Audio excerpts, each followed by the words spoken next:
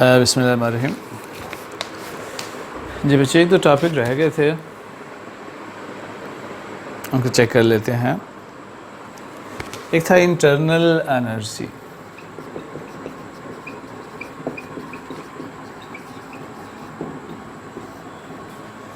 इसकी डेफिनेशन तो ऐसे है कि it is sum of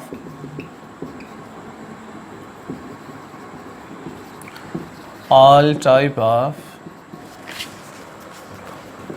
kinetic energies and potential energy of a system। किसी भी सिस्टम में जितनी किस्म की kinetic energies हैं और जितनी पोटेंशियल है, उन तमाम का सम इंटरनल एनर्जी होता है। कितनी किस्म की kinetic होती है? kinetic ड्यू टू मोशन है। मोशन तीन किस्म की होती है, रोटेशनल, वाइब्रेशनल और ट्रांसलेशनल।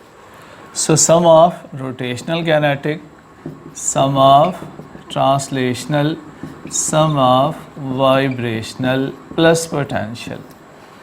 तमाम किस्म की kinetic और potential को जमा कर लिया जाए, it will become internal energy।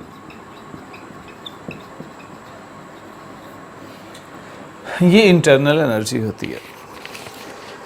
अब जो गैसेस हैं उनमें रोटेशनल मोशन किसी फोर्स की वजह से होती है हमेशा। वैसे force due to centripetal force ही पॉसिबल है, अदरवाइज गैस मॉलिक्यूल सर्कल में रोटेट नहीं करते। वाइब्रेटरी मोशन भी किसी एक्सटर्नल फोर्स की वजह से होती है, तो ये भी पॉसिबल नहीं होती। और गैस एटम के दरमियान कोई फोर्स भी नहीं होती, तो उनकी पोटेंशियल भी नहीं होती। लिहाजा जो टोटल इंटरनल एनर्जी है, it is simply average translational kinetic energy. तो जितनी गैस में टोटल ट्रांसलेशनल काइनेटिक एनर्जी होती है, वही सिस्टम की टोटल इंटरनल एनर्जी होती है। अब हमने पहले पढ़ा कि temperature directly to average kinetic, ये इंटरनल ट्रांसलेशनल काइनेटिक होती है। अब इंटरनल एनर्जी प्रोपोर्शनल है काइनेटिक के, और टेम्परेचर भी प्रोपोर्शनल है काइनेटिक के। आप कह सकते हैं internal energy is simply temperature of the system. तो जो इंटरनल एनर्जी है, ये सिंपली क्या है?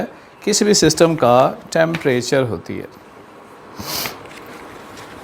ठीक है, it is function of only temperature. Temperature ज़्यादा है तो सिस्टम की इंटरनल एनर्जी ज़्यादा होगी, टेम्परेचर कम है तो इंटरनल की वैल्यू भी कम होती है। It is a state function. ये स्टेट फंक्शन है, स्टेट वेरिएबल है। किसी भी सिस्टम की गैस की स्टेट मालूम करने के लिए 8 स्टेट वेरिएबल होने चाहिए। Internal energy is a state function.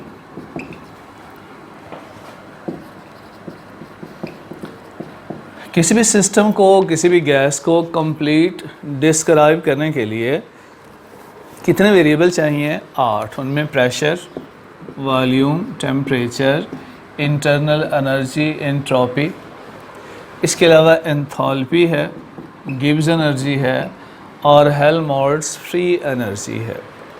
ये 8 स्टेट वेरिएबल कहलाते हैं। किसी भी सिस्टम की स्टेट को डिस्क्राइब करने के लिए इन 8 चीज़ों का पता होना लाजमी है। अब इनमें से अगर 2 का भी पता हो तो बाकी 6 मालूम हो सकते हैं। ये आपस में इंटरलिंक्ड होते हैं। ठीक है, चेंज इन इंटरनल एनर्जी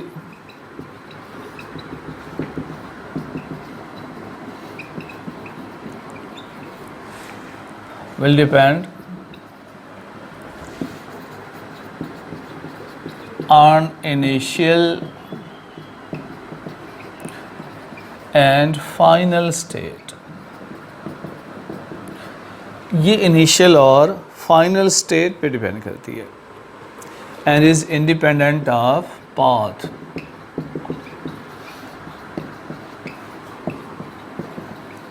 इसका पाथ पे डिपेंड नहीं होता, पाथ इंडिपेंडेंट है और इनिशियल और फाइनल वैल्यूज़ पे डिपेंड करता है।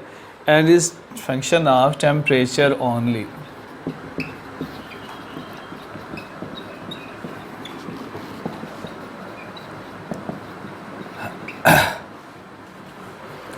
ये किसी भी टेम्परेचर का फंक्शन है, ठीक है। किसी भी क्लोज पाथ में चेंज इन इंटरनल एनर्जी की वैल्यू 0 होती है। आप एक पॉइंट से चलें, जब दोबारा उस पॉइंट पर आएंगे तो चेंज इन इंटरनल एनर्जी को हम 0 लेते हैं। वर्क 0 नहीं होता, मगर चेंज इन इंटरनल एनर्जी 0 होती है।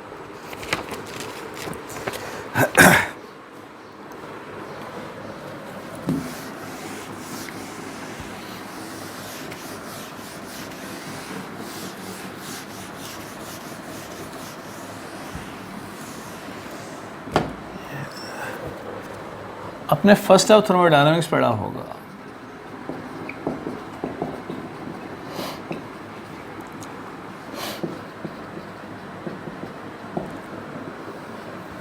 ये क्या है? It is law of conservation of energy. ये law of conservation of energy है। फ़र्ज़ करें कोई सिस्टम है, आप इस सिस्टम को गैस को हीट सप्लाई करें। ये हीट दो काम करती है, एक तो सिस्टम का टेम्परेचर बढ़ाती है, इंटरनल एनर्जी में चेंज पैदा करती है, और इस मूवेबल पिस्टन को ऊपर उठाने में कुछ वर्क भी करती है। So heat energy is converted to internal energy plus mechanical energy. Total energy remain constant, but it can be change from one form to another form.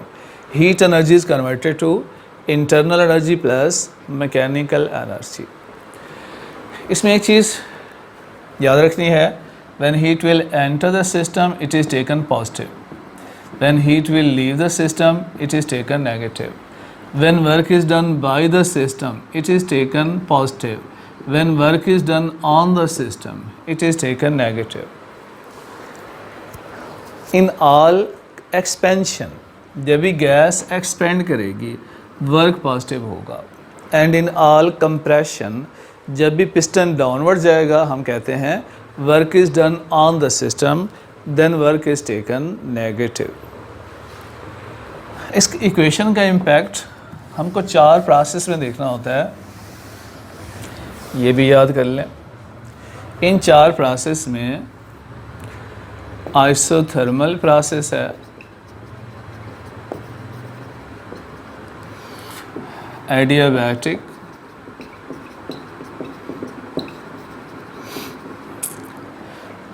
Isobaric और आइसोकोरिक।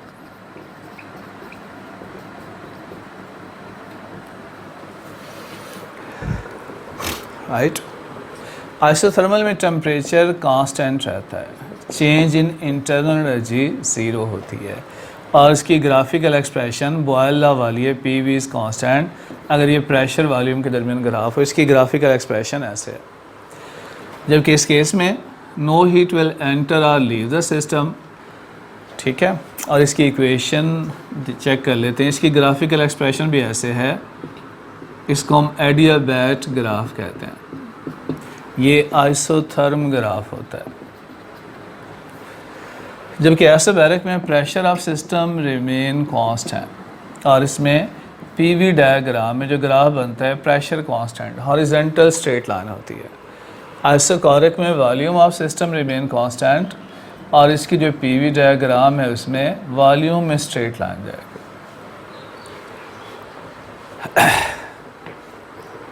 एक सवाल आता है, किस प्रोसेस में ज़्यादा वर्क होता है, आइसोथर्मल में, एडियाबैटिक में, आइसोबैरिक या आइसोकोरिक? वर्क मालूम करने के लिए देखा जाता है what is area under graph. जिसके अंडर ज़्यादा एरिया होगा वहाँ वर्क ज़्यादा होता है। तो इसके अंडर ज़्यादा एरिया है तो सबसे ज़्यादा वर्क होता है आइसोबैरिक में। उसके बाद आइसोथर्म के नीचे एरिया ज़्यादा है, उसके बाद किसका वर्क ज़्यादा होता है, आइसोथर्मल प्रोसेस का। उसके बाद एडियाबैटिक है, और आइसोकोरिक में वर्क डन 0 होता है, क्योंकि इसमें वॉल्यूम कांस्टेंट होता है, पिस्टन मूव ही नहीं करता। जब पिस्टन मूव ना करे तो वर्क की वैल्यू 0 होती है। तो वर्क की तरतीब ऐसे है। जो फर्स्ट लॉ की इक्वेशन होती है फॉर एक्सपेंशन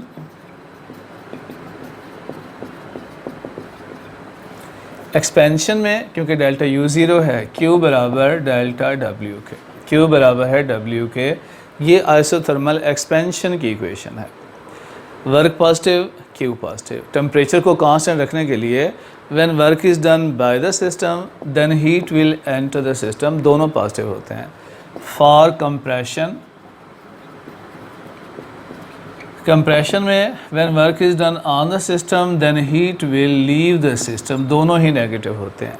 तो आइसोथर्मल में W पॉजिटिव है तो Q पॉजिटिव होगा, W नेगेटिव है तो Q भी नेगेटिव, तो इसकी general equation Q is equal to W होती है। जबकि एडियाबैटिक इसमें Q ज़ीरो है। फॉर एक्सपेंशन, एक्सपेंशन में W is equal to minus delta U, Q की वैल्यू तो ज़ीरो है, हमने इम्पैक्ट किस पे देखना है, इस इक्वेशन पे, Q is equal to delta U plus W पे। Q ज़ीरो हो गया, W की वैल्यू क्या है, माइनस डेल्टा U। तो जब एक्सपेंशन होती है, वर्क पॉजिटिव होता है, तो इंटरनल एनर्जी में कमी आती है। For isothermal, for adiabatic compression, compression में work is plus delta U, गोया when work is done on the system there is increase in internal energy, तब इसकी वैल्यू प्लस होती है। इसमें सवाल ऐसे आता है कि if work is 200 joule in adiabatic expansion then change in internal energy is, option आता है 200 जॉल, 100 जॉल, माइनस 200 जॉल। तो एक्सपेंशन में अपोजिट साइन होता है लिहाजा वर्क अगर 200 है तो डेल्टा U की वैल्यू माइनस 200 होती है, ये बात ध्यान में रखनी है। जहाँ तक ताल्लुक़ है आइसोबैरिक का, आइसोबैरिक में जो हीट सप्लाई करते हैं वो टेम्परेचर भी बढ़ाती है, वर्क भी करती है। तो इसकी जो इक्वेशन बनती है वो है delta U plus P delta V। P delta V क्या होता है, वर्क डन। जबकि आइसोकोरिक में वॉल्यूम कांस्टेंट है, इस केस में वर्क नहीं होता, Q is equal to delta U, ये इसकी इक्वेशन है। सारी की सारी हीट टेम्परेचर बढ़ाने में सर्फ हो जाती है। यहाँ हीट वर्क में कन्वर्ट होती है, यहाँ पर वर्क जो होता है वो इंटरनल को खर्च करके किया जाता है। यहाँ पूरी इक्वेशन है, यहाँ हीट बराबर है डेल्टा U के, राइट।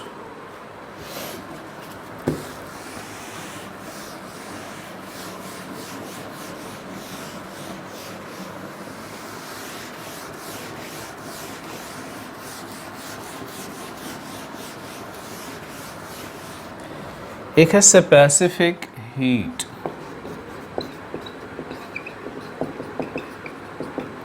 फर्ज करें 1 किलोग्राम सब्सटेंस है, आप इस 1 किलोग्राम सब्सटेंस का टेम्परेचर 1 केल्विन बढ़ाना चाहते हैं, उसके लिए आपको हीट दरकार है। जितनी हीट दरकार है 1 किलोग्राम सब्सटेंस का टेम्परेचर 1 केल्विन बढ़ाने के लिए, डेल्टा T जो कि 1 केल्विन बढ़ाने के लिए, उस हीट की मिकदार को कहते हैं स्पेसिफिक हीट। C से ज़ाहिर किया जाता है, is heat required to raise temperature of 1 mole of substance, 1 kilogram of substance through 1 kelvin temperature. Equation होती है Q divided by M delta T, heat required to raise temperature of 1 kilogram of substance through 1 kelvin temperature. Joule per kilogram पर kelvin, ये unit होता है इसका। इसके मुकाबले में एक है molar specific heat.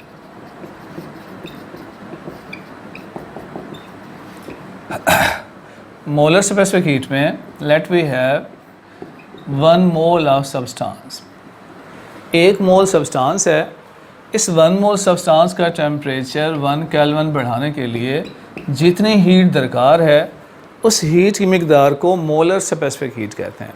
Amount of heat required to raise temperature of 1 mole of substance through 1 kelvin temperature denoted by C, heat required to raise temperature of 1 mole through 1 kelvin temperature. इसका जो यूनिट होता है that is joule पर मोल पर kelvin. Joule पर मोल पर kelvin is molar specific heat. ये isobaric के लिए भी होता है, आइसोकोरिक के लिए भी। आइसोबैरिक के लिए स्पेसिफिक हीट को Cp कहते हैं और आइसोकोरिक के लिए Cv होता है। क्या मतलब है? प्रेशर को कांस्टेंट रखते हुए आप हीट सप्लाई करें, प्रेशर को कांस्टेंट रखते हुए आप हीट सप्लाई करें। अब जितनी हीट दरकार है 1 केल्विन टेम्परेचर राइज करने के लिए उसको क्या कहते हैं? Cp। इसकी इक्वेशन क्या होती है? Heat supplied at constant pressure to raise temperature of 1 mole of substance through 1 kelvin. तो यहाँ से Qp की वैल्यू होती है Cpn डेल्टा T और जो Cv होता है it is heat supplied at constant volume to raise temperature of 1 mole of substance through 1 Kelvin keeping volume constant। So अगर वॉल्यूम कांस्टेंट है, वॉल्यूम को कांस्टेंट रखते हुए आप हीट सप्लाई करें 1 मोल सब्सटेंस का टेम्परेचर 1 केल्विन बढ़ाने के लिए, तो उसको हम Cv कहते हैं। यूनिट सबको वही है, जाउल पर मोल पर केल्विन। अब बताइए किस केस में ज़्यादा हीट दरकार है, कांस्टेंट प्रेशर पे या कांस्टेंट वॉल्यूम पे? अगर वॉल्यूम कांस्टेंट पे लेते हैं, वॉल्यूम कांस्टेंट तब होता है व्हेन पिस्टन इज़ फिक्स। अगर पिस्टन मूव ना करे तो हम कहते हैं वॉल्यूम कांस्टेंट। अगर पिस्टन मूव नहीं करेगा तो वर्क की वैल्यू ज़ीरो होगी। गोया जहाँ वॉल्यूम कांस्टेंट होता है वहाँ वर्क नहीं होता। तो आप जो हीट सप्लाई करेंगे फसला की इक्वेशन के मुताबिक, जो आप हीट सप्लाई करेंगे सारी की सारी इंटरनल एनर्जी में टेम्परेचर बढ़ाने में सर्फ हो जाएगी, क्योंकि वर्क की वैल्यू क्या है? ज़ीरो है। तो QV की वैल्यू यहाँ से क्या होगी? QV is equal to CVn delta T। यहाँ पुट कर लें CVn डेल्टा T, ये डेल्टा U है। गोया कम हीट सप्लाई करने से ही टेम्परेचर 1 केल्विन राइज हो जाएगा। लेकिन अगर कांस्टेंट प्रेशर पे अप्लाई करें तो उसने दो काम करने हैं। एक तो टेम्परेचर भी बढ़ाना है, इंटरनल एनर्जी में इजाफा करना है, दूसरा पिस्टन को उठाने में वर्क भी करना है। गोया इस केस में ज़्यादा हीट दरकार है क्योंकि ये ज़्यादा काम कर रही है, कुछ हीट सर्फ हो रही है टेम्परेचर बढ़ाने में और कुछ वर्क में, लिहाजा Cp की वैल्यू हमेशा ज़्यादा होती है Cv से। जिस केस में ज़्यादा हीट दरकार है 1 केल्विन टेम्परेचर राइज करने के लिए, उसकी स्पेसिफिक हीट ज़्यादा है। तो कांस्टेंट प्रेशर की स्पेसिफिक हीट ज़्यादा है as compare to constant volume. Isobaric की ज़्यादा है आइसोकोरिक के।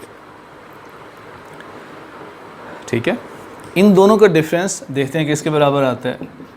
कांस्टेंट होता है R के बराबर। कैसे लेते हैं? फर्स्ट लॉ की इक्वेशन हमने पढ़ी है, Q is equal to delta U plus W। इस इक्वेशन में Q किसके बराबर है? Cpn delta T। Delta U होता है Cvn डेल्टा T और वर्क किसके बराबर होता है? वर्क होता है P डेल्टा V। QP की वैल्यू, डेल्टा U की वैल्यू, वर्क की वैल्यू। अब P डेल्टा V क्या है?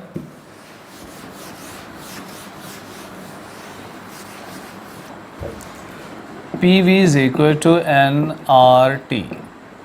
अगर वॉल्यूम में चेंज लाए तो ये चेंज किस पे इम्पैक्ट करेगी? nR कांस्टेंट है, वॉल्यूम में चेंज किस में चेंज पैदा करेगी? टेम्परेचर में। So P delta V is equal to P delta V जो क्या लिख दें? nR delta T। It is Cpn delta T। n delta T सब में कैंसिल हो गया, यहाँ Cp रह गया, यहाँ Cv रह गया, plus R। Cp minus Cv is equal to R। तो इसका मतलब क्या हुआ कि Cp is greater than Cv। इनका डिफरेंस भी कांस्टेंट है, यूनिवर्सल गैस कांस्टेंट, और इनकी रेशियो भी कांस्टेंट होती है Cp/Cv, उसे हम गैमा कहते हैं। Molar specific heat at constant pressure divided by molar specific heat at constant volume, इनकी रेशियो भी कांस्टेंट है और इनका डिफरेंस भी कांस्टेंट होता है। तो आइसोबैरिक का स्पेसिफिक हीट है Cp, आइसोकोरिक का Cv। आइसोथर्मल का स्पेसिफिक हीट कितना होता है? आइसोथर्मल में टेम्परेचर कांस्टेंट होता है, डेल्टा U 0 होता है या डेल्टा T की वैल्यू 0 होती है, चेंज इन टेम्परेचर 0 होता है, और स्पेसिफिक हीट होती है हीट पर मोल पर टेम्परेचर। डेल्टा T के 0 होने से C की वैल्यू इन्फिनिटी हो जाती है। So for isothermal process specific heat is infinity, and for adiabatic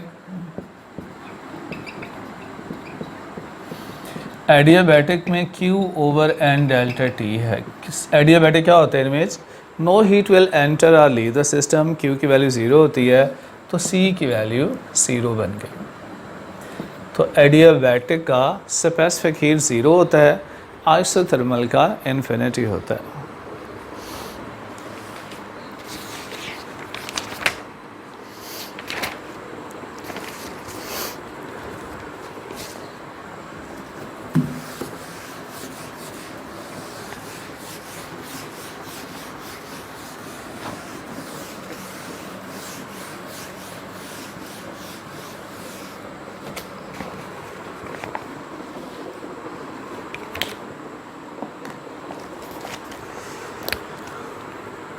question है, if gamma is 5/2, find Cp and Cv। अगर गैमा गिवन हो, गैमा में मैंने बताया क्या होता है, कांस्टेंट है, किस किस की रेशियो है, Cp/Cv की। Cp किसके बराबर होगा, 5/2 Cv। इसके इक्वेशन 1 कह लें। अब Cp माइनस Cv R के बराबर है, Cp की वैल्यू पुट कर लें, 5/2 Cv minus Cv is equal to R, ये बन गया 3/2 Cv is equal to R। Cv किसके बराबर होगा, 2/3 R। तो ये Cv की वैल्यू है, Cv की वैल्यू यहाँ पुट कर लें तो Cp की वैल्यू बन गई, Cp is equal to 5/2 multiply Cv की जगह 2/3 R, it will become 5/3 R। तो अगर गैमा गिवन हो तो Cp और Cv की वैल्यू R की शक्ल में आती है, R कांस्टेंट है, उसकी वैल्यू पुट कर सकते हैं।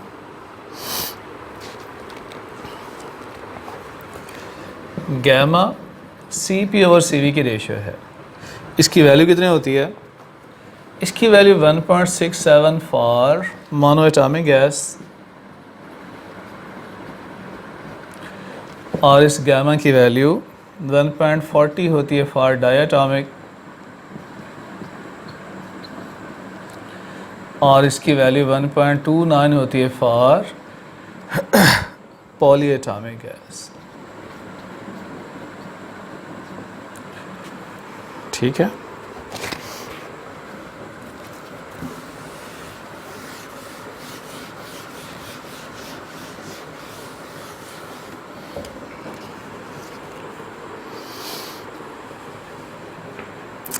Cp minus Cv is greater for helium,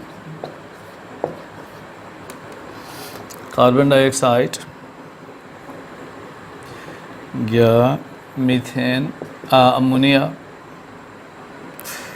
nitrogen, same for all. Cp minus Cv किसका ज़्यादा होगा, दूसरा सवाल है, Cp/Cv इज़ ग्रेटर फॉर, इसके ऑप्शन भी यही हैं, दोनों के सेम ऑप्शन है। तो जहाँ तक पहले सवाल का ताल्लुक है, C P minus C V R होता है, कांस्टेंट होता है, सबके लिए सेम होगा। तो पहला क्वेश्चन का ऑप्शन तो डेल्टा है, सेम फॉर आर। जबकि जो C P minus C V है, गैमा सबके लिए डिफरेंट होता है। सबसे ज़्यादा किसके लिए होता है? Mono atomic. तो इनमें मोनो एटॉमिक हाइड्रोजन है, लिहाजा इसका ऑप्शन अल्फ़ा होगा, हीलियम है।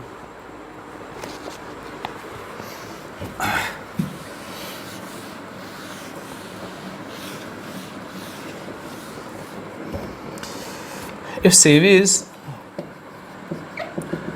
5/2R, find CP।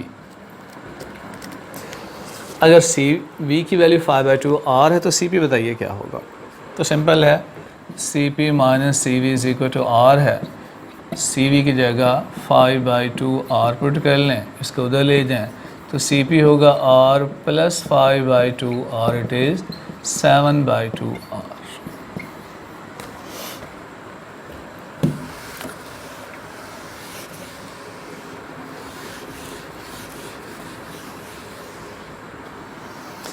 कुछ और क्वेश्चंस हैं।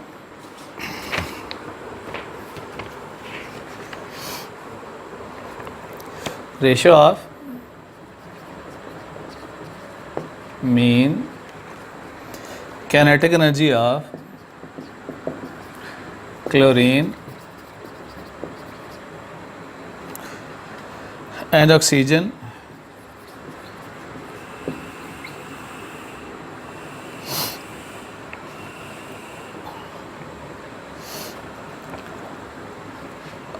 at same temperature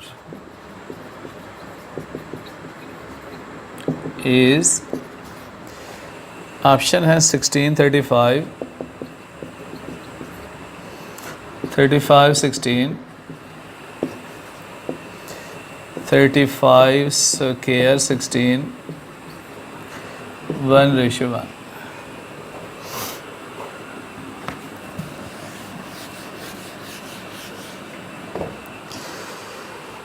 Second, a root mean square speed of gas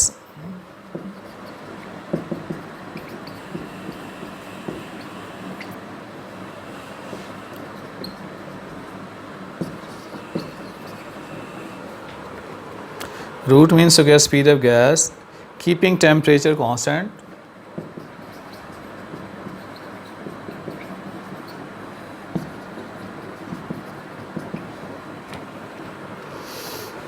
keeping temperature constant and increasing pressure twice।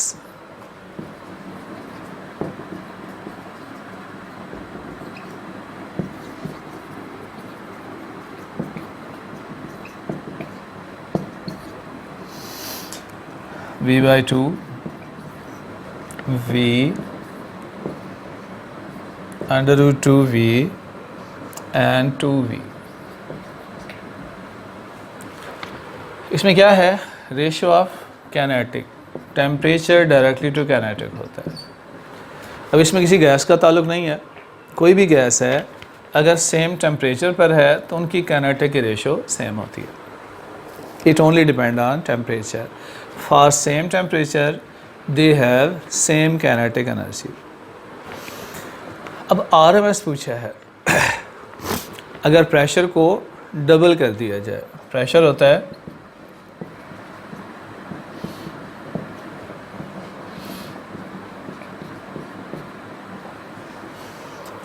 इसमें जो प्रेशर है वो डायरेक्टली है मीन स्क्वायर के। इसमें दो बातें हैं, उसको ज़हन में रखना। अगर तो पूछे मीन स्क्वायर वेलोसिटी पे क्या फ़र्क पड़ेगा, प्रेशर को डबल कर दिया जाए तो फिर मीन स्क्वायर वेलोसिटी डबल हो जाएगी। लेकिन अगर कहें रूट मीन स्क्वायर पे क्या फ़र्क पड़ेगा, तो आपको इसका अंडर रूट भी लेना है। जो रूट मीन स्क्वायर है वो अंडर रूट पी के है। अब अगर प्रेशर को डबल करेंगे तो अंडर रूट 2 टाइम फ़र्क पड़ेगा। तो मीन स्क्वायर और रूट मीन स्क्वायर ये दोनों अलग अलग हैं, इसका ख्याल रखना है। Ratio of RMS velocity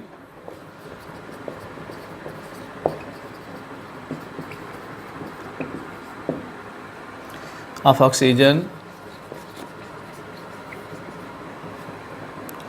to that of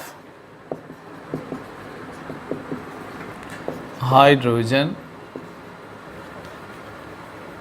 oxygen to that of hydrogen in air, मतलब at same temperature is 1:4, 4:1,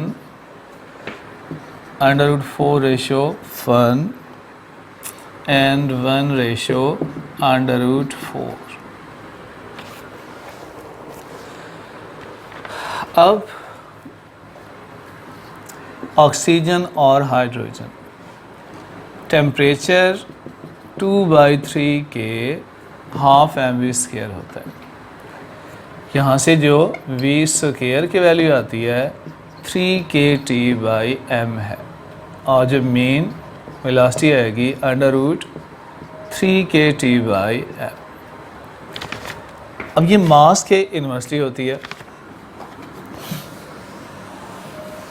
oxygen molecule है और हाइड्रोजन इन्वर्स भी है। अगर आप ऑक्सीजन टू हाइड्रोजन रेशियो देखना चाहें तो ऊपर हाइड्रोजन का मास 2 और नीचे ऑक्सीजन का मास 32। इट इज़ 1/16, मतलब 1/1:4 आ गया, पहला ऑप्शन होगा।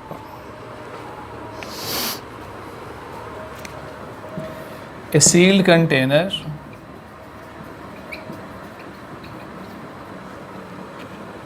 contain helium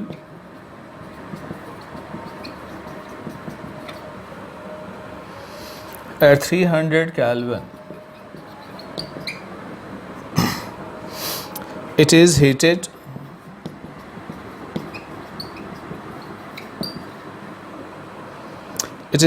to 600 Kelvin. Average kinetic of helium क्या हो जाएगी? ऑप्शन है remain same, it will be become √2 time increase हो जाएगी, डबल हो जाएगी, या कि 4 टाइम हो जाएगी। A sealed container contain helium at 300, it is heated to 600। Temperature को डबल कर दिया। अगर टेम्परेचर को डबल कर दिया जाए, बताना है काइनेटिक, क्योंकि टेम्परेचर डायरेक्टली है काइनेटिक। तो टेम्परेचर को 300 से 600 किया, डबल किया, तो काइनेटिक भी क्या हो जाएगी? डबल्ड हो जाएगी। ओके, बाकी मैं टेस्ट में पूछ लूँगा, तैयारी करें। अच्छा चैप्टर, इसके अच्छे MCQs होते हैं। शुक्रिया।